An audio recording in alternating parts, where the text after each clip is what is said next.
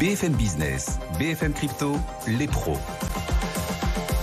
L'avenir est le seul endroit où l'on est tous certains de passer le restant de nos jours. On consacre à l'avenir des blockchains et des cryptos 25 minutes chaque semaine. Le vendredi, ce sont les pros des cryptos. Owen Simonin nous accompagne. Bonjour Owen. Bonjour. Sa chaîne YouTube, votre chaîne YouTube, Hasher, et vous êtes à la tête de Meria. Claire Balva aussi nous accompagne en plateau chaque vendredi. Bonjour Claire. Bonjour Guillaume. Ravi également Claire de vous retrouver, experte crypto indépendante. Et puis Vincent Bois aussi est avec nous et il a le sourire parce que le Bitcoin monte aujourd'hui. Les marchés actions baissent mais le Bitcoin monte. Bonjour Vincent. Bonjour. Analyste technique d'IG. Une séance d'ailleurs à l'image de la semaine, puisqu'aujourd'hui, alors que les marchés actions reculent nettement, l'or monte et le Bitcoin aussi. On est actuellement à plus de 26 000 $ à nouveau sur le Bitcoin. Un Bitcoin qui, en quelques jours, a repris 30% d'un point de vue technique. Est-ce que vous estimez que ce rebond est amené à se poursuivre, Vincent ? Alors techniquement, c'est vrai que c'est propre, c'est très beau. On a rebondi sur nos 20 000 $, ce niveau psychologique majeur, et on est en train de tenter ce maintien dont on parlait il y a plusieurs semaines déjà, au-delà des 25 200, plusieurs échecs depuis le début de l'année, déjà auparavant également l'année dernière, et donc un niveau psychologique important. Il faut dépasser ce niveau, on est en train de tenter ce dépassement, ce qui permettrait d'aller sur la prochaine zone qui est plutôt vers les 28 500 $. Donc au niveau technique, c'est plutôt très positif. En revanche, certes, le marché traditionnel est en train de corriger, mais on voit quand même que les valeurs technologiques ont une évolution qui est semblable à celle du Bitcoin. Et les nouvelles ici ne sont pas excellentes. Donc au niveau technique, très favorable, ce qui peut permettre, si on se maintient au-delà des 25 200, d'aller chercher les 28 500. Mais attention tout de même avec ces risques qui sont toujours présents. Et un retour sous ces 25 200 eh bien, invaliderait pour le moment l'accélération haussière et on pourrait revenir sur ces niveaux, sur ces 21 400, voire les 20 000 $.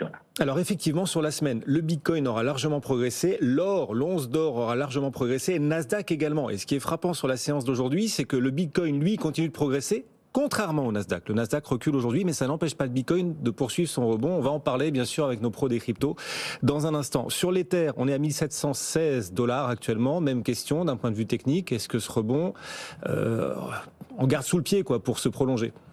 Alors oui, c'est vrai que l'Ether pour le moment performe un peu moins. On le regarde si on suit ETH BTC, c'est comme une paire de devises, mais avec les crypto-monnaies, eh bien, on voit que depuis ce rebond, l'Ether est en sous-performance. Et on le voit au niveau technique. Auparavant, eh bien, l'Ether s'était plutôt mieux maintenu. On n'était pas allé chercher de nouveaux plus bas à la différence de Bitcoin après notamment STX. Mais ici, le retour haussier est plus timide. On a rebondi sur le 1430 $, qui est l'équivalent des 20 000 $ sur le Bitcoin, ce niveau psychologique majeur de l'ancien plus haut historique, mais on n'arrive pas à dépasser les 1730. 1730 $, c'est l'ancien support, c'est un niveau important. Au-delà, si on parvient à le dépasser, pour le moment c'est difficile, on va chercher probablement les 2000 $. Mais pour les mêmes raisons que Bitcoin, on va tout de même surveiller avec attention. Un échec, eh bien, c'est un probable retour et un probable nouveau test des 1430 $. Merci Vincent. Vincent Bois en direct depuis IG avec nous. On rappelle à tous ceux qui nous suivent que même quand les cryptos montent, il faut investir que l'argent qu'on est prêt à perdre. Évidemment, ce marché reste très volatile et spéculatif et on le dit chaque semaine. Et on va d'ailleurs en parler à nouveau avec nos pros des cryptos qui sont là, Claire Balva, Owen Simonin. La semaine dernière, on avait déjà parlé ici des difficultés des banques qui financent l'univers crypto, notamment Silvergate. Depuis, deux autres banques se sont retrouvées en difficulté, Silicon Valley Bank et Signature. Ça a eu un impact significatif sur le cours des stablecoins, en tout cas du stablecoin de Circle et Coinbase, c'est l'USDC. Comment cette tempête sur un coin supposé stable, un stablecoin, l'USDC, comment cette tempête, Owen, s'est-elle déroulée ? Ça a touché principalement l'USDC, qui est le stablecoin de Circle, de Coinbase du coup, qui est connu en plus pour être l'un des plus transparents, l'un des plus régulés, l'un des plus robustes. Et c'est pour ça que ça a fait beaucoup de bruit dans l'écosystème crypto. Ce qu'il faut comprendre, c'est que un stablecoin, pour être émis sur la blockchain, il doit avoir une réserve de valeur en banque ou en institution centralisée. En l'occurrence, il y avait 3,3 des 43 milliards de réserves de Circle qui étaient chez Silicon Valley Bank. Voilà pourquoi, quand on apprend qu'il y a une mise en faillite au début du week-end et on n'a pas de visibilité sur ce qui se passe, les gens font un calcul rapide et se disent « Ok, peut-être qu'on a perdu une partie des réserves de l'USDC. Pourquoi est-ce qu'il resterait à $1 si une partie de la réserve, elle, peut être perdue ?» Encore une fois, on était sur un peut-être perdu. On ne savait pas ce qui allait se passer pour la Silicon Valley Bank. Mais naturellement, panique. Et c'est le marché secondaire qui, lui, commence à vendre en excès. Et naturellement, à ce moment-là, Circle se doit de rajouter de la liquidité, de remonter de la liquidité bancaire. Mais on est en week-end. Ils ne peuvent pas remonter de la liquidité bancaire pour pouvoir racheter la supply et échanger 1 pour 1 le stablecoin contre le dollar. Et donc le marché secondaire a paniqué et ça a poussé l'USDC à descendre jusqu'à 89 cents, 11% sur le stablecoin le plus, entre guillemets, régulé et sécurisé du marché. Ah oui. En parallèle de ça, il faut savoir que le DAI, qui est un stablecoin semi-décentralisé, détient 50% de sa réserve en USDC. Donc si l'USDC dépègue et perd une partie de sa parité, le DAI a lui aussi perdu une partie de sa valeur, un peu moindre du coup, mais ça l'a quand même affecté. Jusqu'à évidemment ce que Coinbase communique en disant que quoi qu'il arrive, début de semaine, il réouvrirait les vannes et il permettrait d'échanger 1 pour 1. Donc là, ça a tout de suite repris un peu de valeur. On s'est rapproché des 96 cents. Et évidemment, l'annonce du régulateur FDIC et également après consultation du président des États-Unis, comme quoi la Fed allait couvrir et allait prendre en main cette situation, ce qui a permis à l'USDC de retrouver la parité avec le dollar. Vous inquiétez pas, maman est là, hein. La Réserve fédérale américaine est là. Depuis quelques jours, du coup, l'USDC a retrouvé sa parité avec le dollar. Vous considérez, Claire, que la tempête est passée ? Pas nécessairement, parce qu'on le voit dans le domaine des établissements financiers, on n'est pas encore sûr que la contagion se soit réellement arrêtée. On parlait tout à l'heure des cours de bourse sur les banques. On a vu un moins 18% sur Société Générale cette semaine, un moins 16% sur BNP. Donc on voit bien que le secteur financier traditionnel et bancaire est encore très affecté par ces mises en faillite. Et même si les autorités nous disent il n'y aura pas de problème, en réalité, on le voit sur les marchés, il y a quand même des gros doutes et on n'a pas de garantie aujourd'hui qu'il n'y aura pas d'autres faillites à la suite de celle-ci. Maintenant, dans l'écosystème crypto, ce qu'on voit, c'est que les grandes plateformes d'échange ont pris conscience de ce risque de dépendance à la finance traditionnelle. Et on a d'ailleurs vu des annonces dans les dernières semaines qui montrent que ces acteurs-là se positionnent eux-mêmes, investiguent finalement la finance traditionnelle pour éviter de dépendre d'acteurs externes qui risqueraient de faire faillite. Donc on a vu par exemple Coinbase qui a racheté One River Asset Management, donc qui va avoir sa propre unité de gestion d'actifs. Et on a vu les annonces de Kraken aussi qui souhaitent devenir carrément une banque. Pour pouvoir, alors, bien sûr, avoir des synergies avec leurs propres activités, mais même aussi proposer une banque à d'autres entreprises, des plus petites entreprises crypto qui n'en trouveraient plus aux États-Unis suite aux faillites de Silvergate et de Silicon Valley Bank. Oui, donc on a là l'écosystème crypto qui se retrouve éclaboussé par une partie du système bancaire et pas l'inverse. C'est Exactement. Et c'est fou parce qu'il y a eu beaucoup d'humour là-dessus en disant attendez, vous êtes en train de dire qu'une seule faillite d'une banque centralisée peut affecter l'un des plus gros stablecoins qui aurait pu affecter à lui seul toute la finance décentralisée. C'est vrai. Et donc, il faut être capable de se le dire aussi. Et c'est pour ça qu'il faut faire attention, car crypto ou pas crypto, il y a des corrélations avec le monde traditionnel, on le sait, avec les marchés financiers. Et également, d'un point de vue technique et mécanique, il y a de vrais effets d'échelle et systémiques qui existent.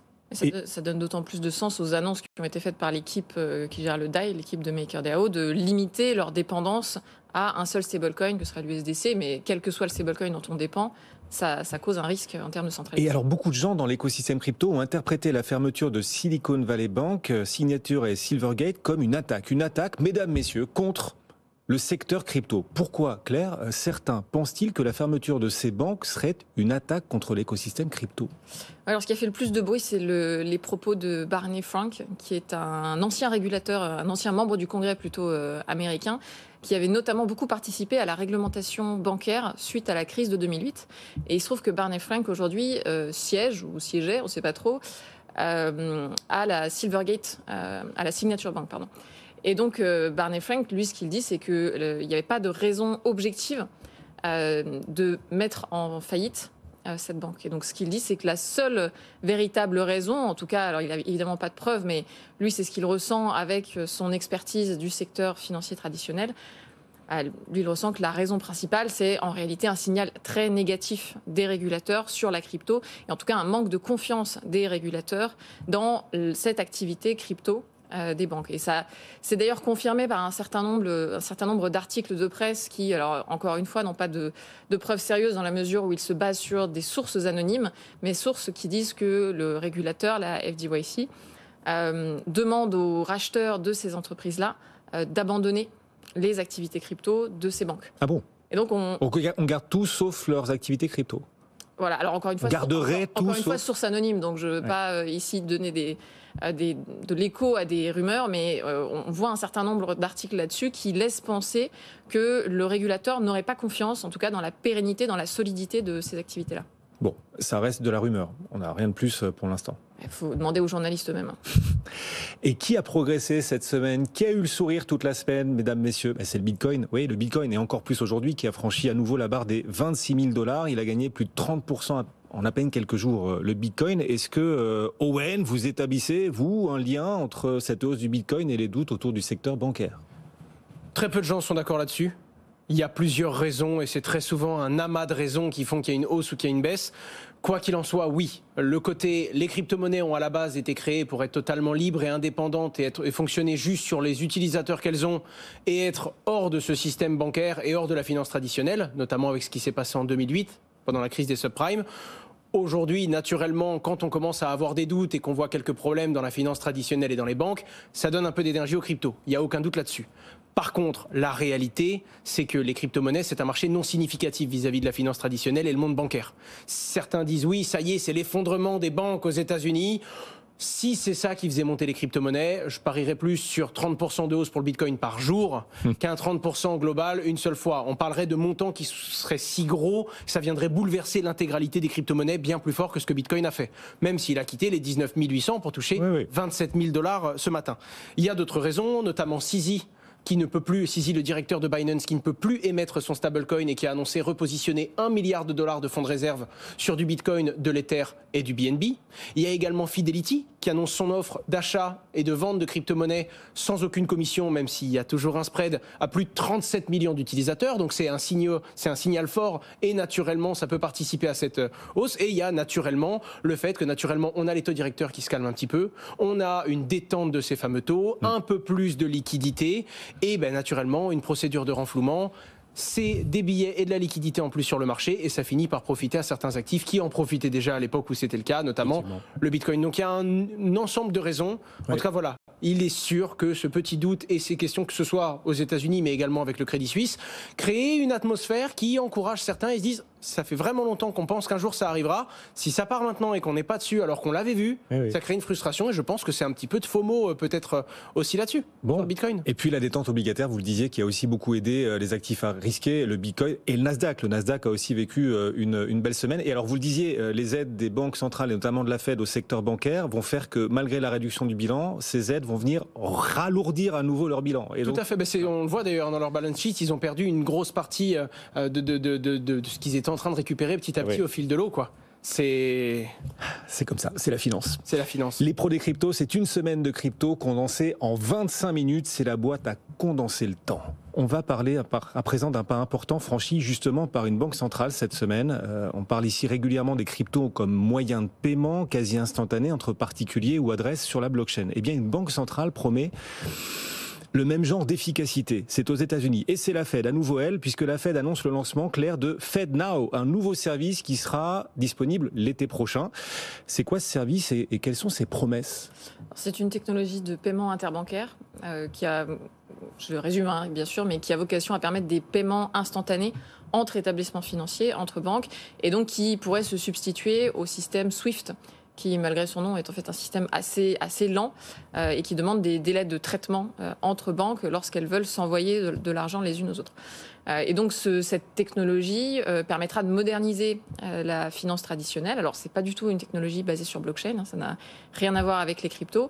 Mais pour moi, c'est simplement un nouvel élément, je dirais, dans le paysage des technologies financières qui permet à la finance traditionnelle d'être un peu plus compétitive. C'est vrai qu'on a vu ces dernières années dans la crypto un certain nombre d'applications au monde bancaire qui s'est dit finalement si j'essayais d'utiliser la blockchain comme, je sais pas, chambre de compensation interne ou chambre de compensation entre banques pour aller plus vite que le système SWIFT.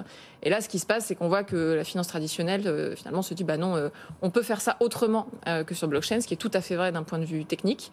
Et donc, on peut proposer des paiements instantanés sans utiliser les technologies liées aux cryptos. Et donc, c'est ce qu'ils font. Ça va probablement peut-être mettre un petit coup d'arrêt à certains projets de blockchain privés entre banques. Néanmoins, ça ne va pas du tout remplacer les cryptos puisqu'on est vraiment sur des propositions de valeur complètement différentes. Là, on garde une autorité centrale. Alors que dans le monde des cryptos, il y a quand même cette philosophie de décentralisation qui donne une vraie différenciation finalement. Oui, mais des acteurs du monde traditionnel pourraient quand même voir dans FedNow une alternative aux solutions de paiement via les cryptos.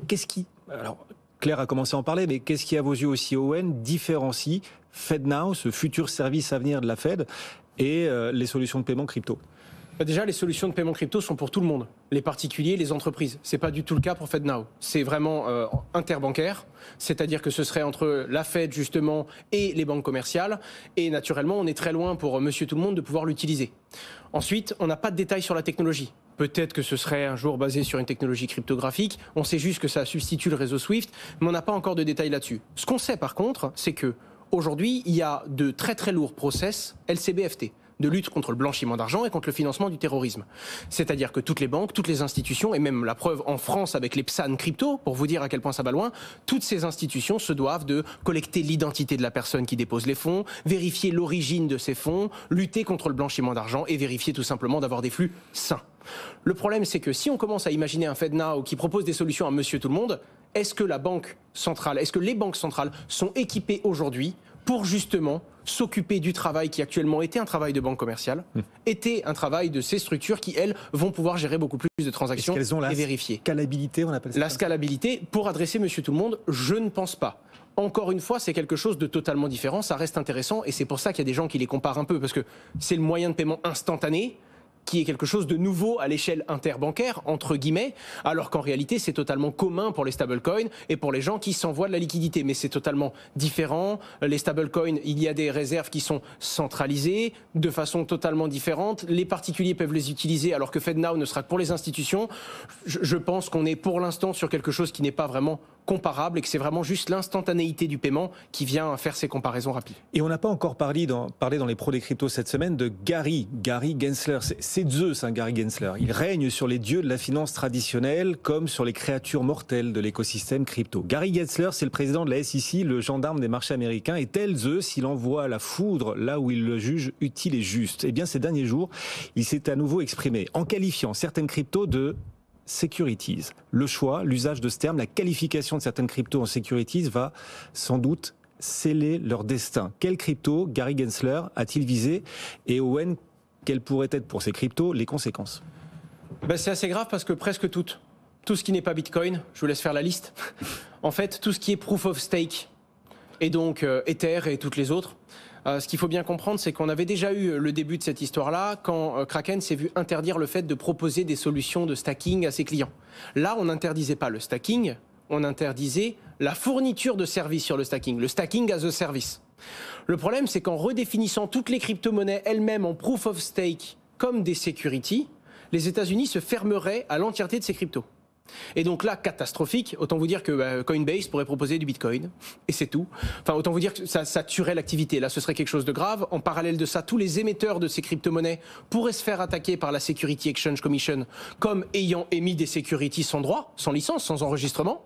Et donc à ce moment-là, ça remettrait également tous ceux qui distribuent des services. Ce serait tout simplement un changement de paradigme complet. Ce qui pour moi est impensable aujourd'hui vu l'avancée des États-Unis en matière de crypto. On en parlait la semaine dernière, un projet sur 3 est sur le sol américain. Et donc, connaissant les Américains également, ils sont quand même ils sont pro-business la plupart du temps. Là, ils ont réussi à prendre un monopole dans un domaine technologique et financier qui va dans la direction qu'ils prennent en général dans le monde de la finance et dans le contrôle qu'ils ont avec le dollar dans le monde. Et là, ce serait faire un pas en arrière, mettre un stop, et là, opportunité pour le marché européen, opportunité énorme, sauf si on décide de faire comme les Américains, ce qui est fort possible, parce que c'est des choses qui arrivent réellement. Mais là, ce serait un petit peu contre-productif, je pense, et je pense que s'ils en arrivent là, ce serait vraiment une conviction plus forte qu'une simple interprétation légale, car normalement, il devrait y avoir une réflexion et dire, ok, on ne doit visiblement pas les catégoriser comme des securities, et on ne doit pas essayer de cadrer et d'interpréter la finance cryptographique avec les mêmes normes et les mêmes bases que la finance traditionnelle. Mais là, pardonnez-moi le terme, mais l'écosystème, du coup, à les-jetons. Enfin... Alors l'écosystème un petit peu, d'ailleurs en parlant de token justement, il y a deux choses qui font qu'on hésite. On voit le Bitcoin qui prend beaucoup de valeur et les autres crypto-monnaies en prennent un petit peu mais moins. D'habitude c'est l'inverse. Quand Bitcoin prend 1%, Ether prend 3%, ça va beaucoup plus vite. Et là deux interprétations. Soit c'est parce que Bitcoin est le seul à avoir cette promesse de liberté qui fait que quand on a peur du monde bancaire, c'est sur Bitcoin qu'on mise et sur personne d'autre. Soit le fait que, au contraire, Bitcoin, c'est peut-être le seul qui est dans cette bulle et qui ne peut pas être interprété comme un security, alors que tous les autres ont au-dessus de la tête. Voilà pourquoi l'Ether prend un petit peu moins de vitesse. Tous les autres ont une épée de Damoclès, mais rappelons que les crypto-monnaies se développeront avec ou sans les États-Unis. C'est-à-dire que c'est eux qui se mettraient en marge de ce marché. Ouais, mais ce que je trouve intéressant, moi, c'est cette différence en fait entre les positions des régulateurs américains et des régulateurs européens.